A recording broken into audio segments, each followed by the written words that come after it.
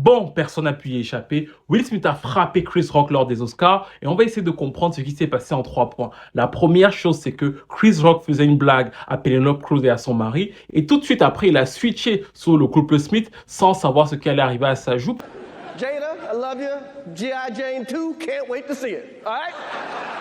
Parce qu'en réalité, c'était une blague cinématographique. Il a comparé Jada à Demi Moore dans le film G.I. Jane et il a dit en gros qu'il attendait la suite avec elle en rôle principal. Sur le coup, Will Smith a ri. Ce n'est qu'ensuite qu'il s'est levé pour aller le frapper en lui disant de ne plus jamais parler de sa femme, la scène qui a choqué énormément de monde. It was a G.I. Jane joke. Sur laquelle il est revenu ensuite en s'excusant quand il a reçu l'Oscar pour le meilleur acteur dans le film King Richard. In this business, you got to be able to have people disrespecting you. And you got to smile and you got to pretend like that's okay.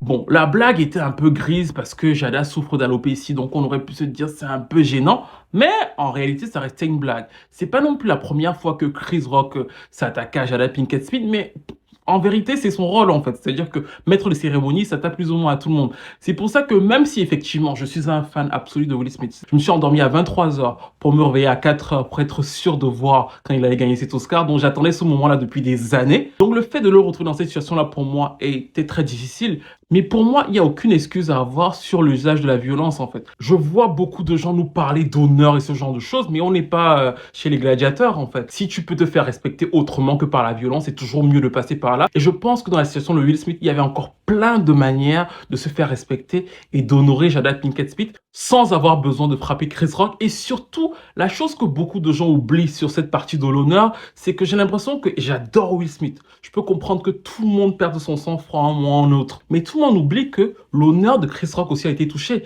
S'il avait réagi comme Will Smith, mais on se serait retrouvé dans une bagarre générale aux Oscars, en fait. Parce que les gens disent, oui, l'honneur, il a fait une blague et tout et tout. Mais Chris Rock aurait très bien pu se dire, mais moi, j'ai juste fait une blague. C'est mon taf, pourquoi il me frappe? Il l'aurait frappé pour son honneur et ça aurait donné quoi, en fait? Donc, je pense qu'il faut avoir beaucoup de recul dans ce genre de situation. En plus, il ne lui porte pas plainte. La violence n'est pas toujours la solution. That was greatest night in the history of television.